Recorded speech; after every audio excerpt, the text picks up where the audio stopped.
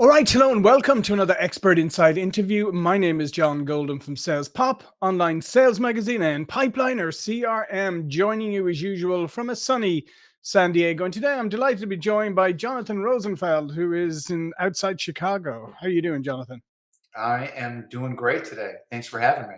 Yeah, and Jonathan is owner, managing attorney at Rosenthal Injury Lawyers. And what we're going to talk about today is how to continue to expand your business and grow your business online, and also how to do that in the light of all of the new issues like AI and things that are taking over, and maybe confusing the issue. But let's start off, basically, Jonathan, just a foundational question, for an attorney business. I mean, what are the key elements from your point of view of your online presence, and how does that contribute to your business? Well, I mean, for me, I've generated, you know, quite a bit of business online in terms of marketing directly to people who've been involved in different types of accidents. Hmm. And while, this is something I've been doing for years, really it's become increasingly competitive. And it's not just my industry, it's every industry. It's just gotten more and more competitive. Um, People are using every type of AI tool imaginable to create content, and it really has just become sort of a messy playing field. So, Hmm. what I try to do is really try to differentiate myself in this sea of, I don't know, for lack of a better term, just muck Hmm. that is out there. Yeah, and so I mean, you obviously believe in a big way in using in education and in deep content and producing usable content that for people. And let's face it, I mean, when it comes to legal issues, people are naturally very naturally get very concerned and stuff if they don't understand things. So educating them, helping them understand things is obviously key. What was it? When did you start that? What was that? When did you decide that you were going to focus on content? Oh gosh, probably a good 15 years ago. Hmm. I started a few blogs, and I got into the blogs, and it was sort of like you dig and you dig and you dig, and then all of a sudden, you get a little bit of water, and you dig more, and you get a little bit more, and that was sort of enough to whet my appetite. And I've done multiple websites and different niches and everything else, and you know, obviously things have changed quite a bit in the online world over the past 15 years. But what Google is and other search engines have always sort of said in terms of creating content for the end consumer, um, that may have been something that they were really, unable to eke out, um, 10 or 15 years ago. But today, they're really very, very good at getting content and sort of differentiating content that worthwhile for the user, as opposed to Hmm. some content that was created with the sole intention of ranking um, on the internet. So things have changed considerably, but I think the underlying message from all of these places still resonates, and it's really what I try to do today. Hmm. So how do you continue that initiative and continue to compete? Like, given the fact that people are churning out content all over the place, using AI tools and all of that, how do you manage to stay relevant, and how do you manage? Because I agree with you. I mean, I think the algorithms, thankfully, are still putting quality over garbage quantity, which is good. But how do you manage to stay on top of that and ensure that it's still hitting the mark? Well, I think it's really hard for it's very difficult, but I think one of the things that you have to do, as a content creator or business owner, you have to basically create content that really serves your particular client base. And I will tell you that it's a lot easier said than done. But I think that if you sort of keep that as sort of your underlying theme, then everything that you do should sort of focus on that. And so one of the things that I do, for example, when we're writing content on a particular case type. I handle personal injury type cases, Right. so all of my cases involve different types of accidents. And one of the things that we've done is we've created content that incorporates actual cases um, that we've worked on and that we've resolved, and we provide details about it. And these little details start creating a real, you know, a real opportunity, I guess, to work in specific examples that people may be looking for. Maybe they're looking for an attorney who's handling a slip and fall at a particular Mhm. store. Um, you could create a page about slip and falls at a specific grocery store, or you could sort of use that as an example in a larger page. Right. And one of the things that we found is that we get better results when we're creating longer form content that incorporates all of these details on a larger page. So I guess things have changed, but ultimately, again, getting back to that, serving the client is really what you have to do. Mhm.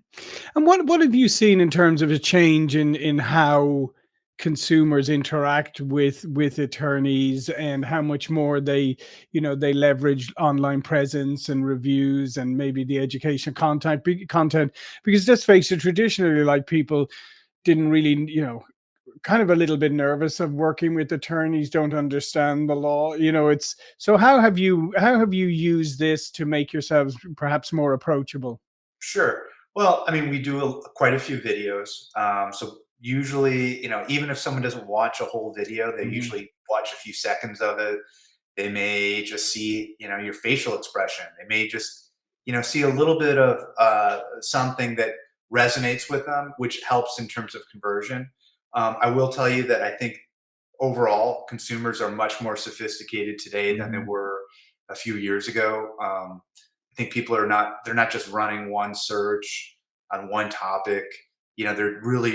They're digging deep before they fill out a contact form, before they pick up the phone to call you. And that's something that you really just have to keep in mind. You have to, again, look at really what people are searching for. And there's different ways of doing that. There's different tools that'll, you know, give you insights as to what the actual search volume is, but you can just run a search on anything and you'll see what people also ask. Mhm. And if you start incorporating those people also ask questions on into your content, that goes a long way towards satisfying the user intent and actually helping people who may be looking for your service. Mhm.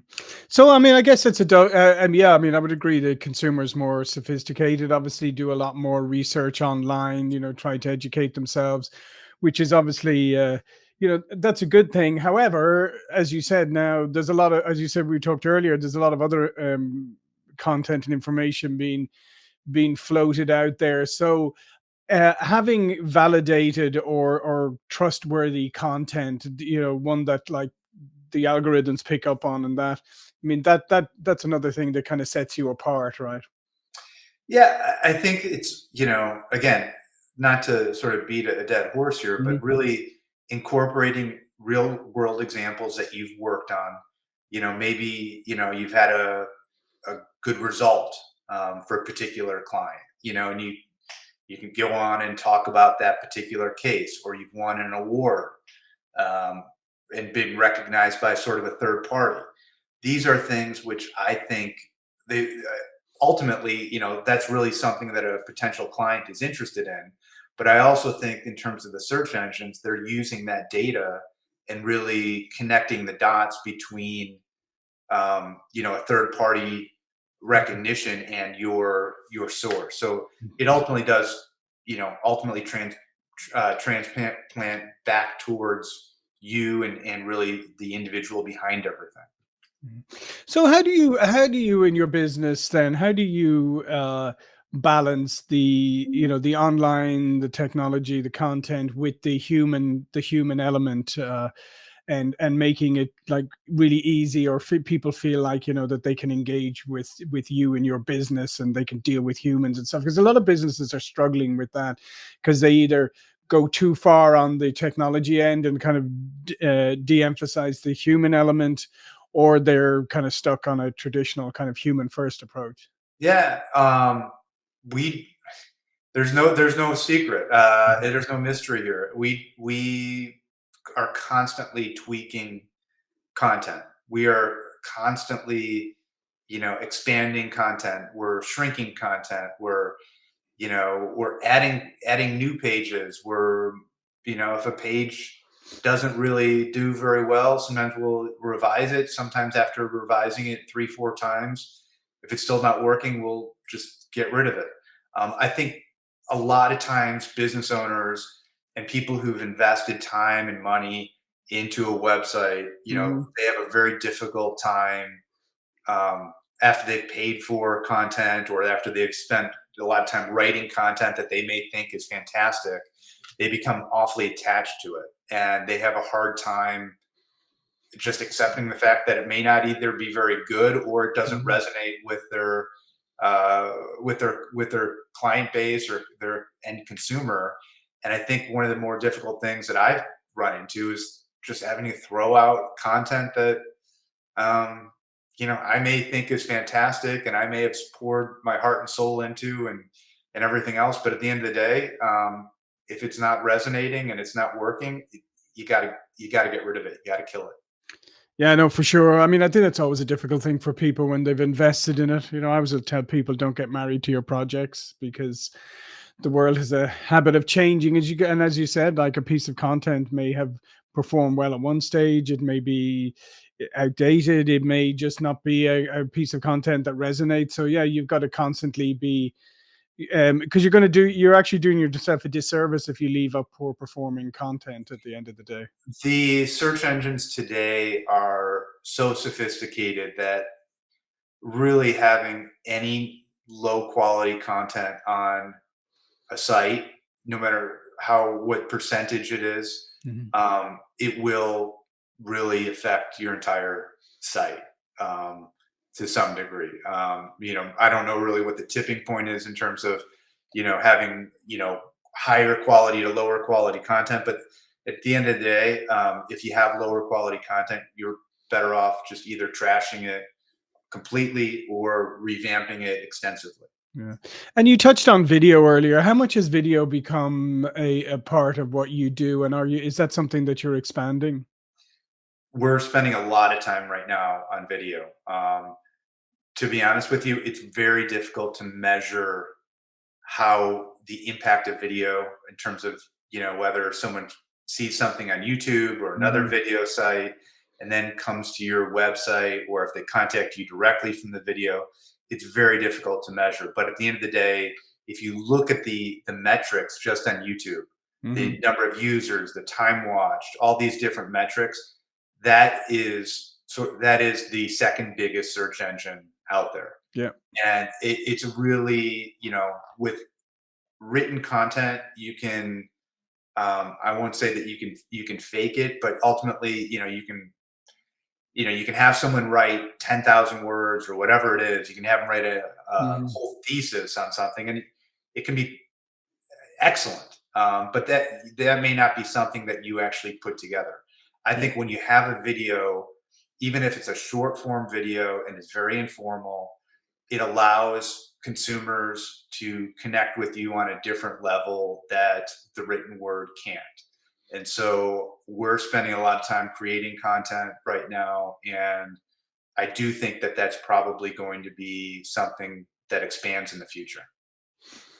Yeah, no, I would agree. I mean, I think, video has, as you mentioned, YouTube and it being the second largest search engine. Sometimes people don't realize that, and they don't realize how many people search, for business related things on YouTube and to educate themselves. So it's something that's often overlooked by people. We touched on AI earlier, Jonathan. What AI are you leveraging yourself? I mean, how have you seen AI help you in your business? Well, to be honest, we'll use it maybe to get some ideas, and we'll use it, honestly, we don't use it Right. extensively. I found that by the time have AI, especially for creating content, by the time you fact check that and you edit that and you do all of the the human factors involved with it, Hmm. it's not a huge time saver. It may be great at writing a thank you note to Aunt Sally, or writing a book report for seventh grade.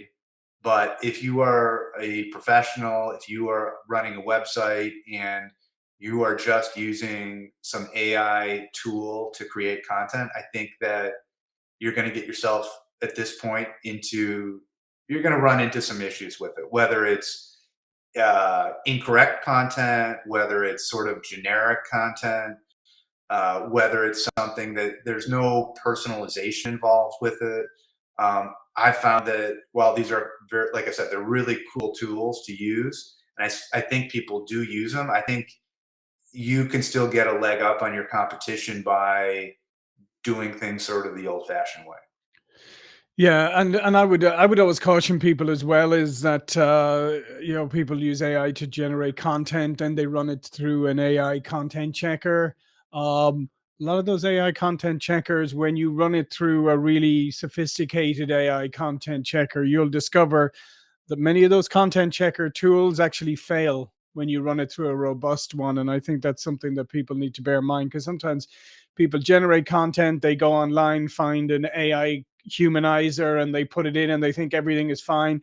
But if you actually take that so-called humanized content, run it through something like CopyLeaks, which is a more robust and sophisticated AI checker, you'll find it fails. So it's just a word of caution to people out there. Even when you think you're safe, you mightn't be. I'm not familiar with that, but yeah, I've certainly found out that there's some Yeah, inconsistencies. yeah, no, a lot of inconsistencies. So, how is consumer behavior changing? Do you think, Jonathan, when it comes to using legal services like yours? Do you find people coming to you more like engaging more online than they used to, as opposed to like calling up the office, or do you communicate a lot kind of digitally before you get deeper, or has that changed that much? It really hasn't changed a whole lot. I think that ultimately, again, we talked about earlier, people are doing a lot more research today than they used to. A lot of times when I talk to a client, they've read the content on my site. They may have read content on other attorney sites. They may have read content on, a non-attorney website. They Right. may have, they may have a very good idea about the strengths and the weaknesses involved with their case. They may actually have an idea of what the value is of their case. Hmm. Um, that doesn't mean that they're all accurate, but Yes. these are things that maybe people, maybe 5 years ago, they were not really doing that degree of research. And so today, it's a much more sophisticated client base. And as far as being responsive to them, we do get, you know, chats, we get emails, we get, phone calls.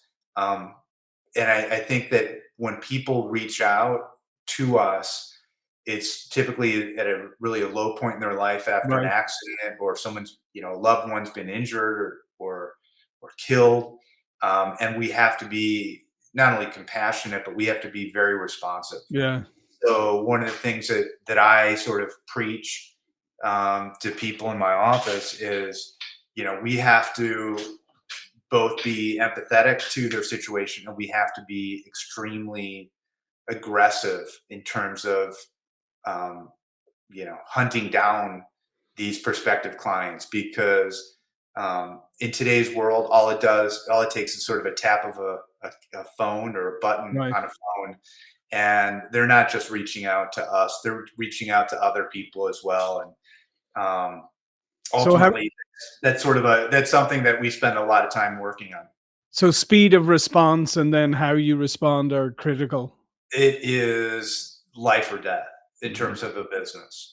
You have to be, um, I tell people, just go, go, go, and the squeaky wheel gets the grease. And, Mm. you know, sometimes it may be a little bit of a turnoff to people. People may say, oh, no, these people are too aggressive. Ultimately, I find the vast majority of the people are extremely appreciative, and they really love the fact that we are as responsive as we are, and they realize that, hey, if these people are really, if they're working that hard to get my case, Yeah. they're probably going to be equally responsive in terms of working on my case and getting my case resolved. And I think that really sort of helps differentiate us. Yeah, no, 100%. I think there's nothing more. It was strange that when you do reach out to somebody, to their website or whatever, and then they don't get back to you for a while, you always wonder, like, I'm offering you business here, and you're not even replying to me. I mean, I think, I like really get frustrated when I'm, reaching out to someone for, you know, for whatever, a service yeah, or for whatever reason, and they don't call me back for 2 or 3 days. hmm, Um, it not only does it drive me crazy, but at that point I've already moved on yeah, 55 other tasks, and I forgot sometimes what I even contacted them for originally. So I think in today's world, people really work in real time, and you have to, yeah. you either have to get on the bus or you got to get off. Yeah, 100%. Well, listen, Jonathan, this has been great. All of Jonathan's information will be below this video. But before we go, please do remind people about what you do. Sure. Well, I'm a personal injury attorney in Chicago. We handle all types of serious accident, wrongful death cases. And, all we do is, this is all the only type of work we do. We work on a contingency fee. There's never a fee to speak with an attorney or ask us a question about your case. So if you ever are in need of an attorney, give us a call. Excellent. All right. So I encourage you, as I said, all the links are below. I encourage you to go check out Jonathan and his business. Thank you again. Thank you for watching and listening. I'll see you all again soon. Thank you.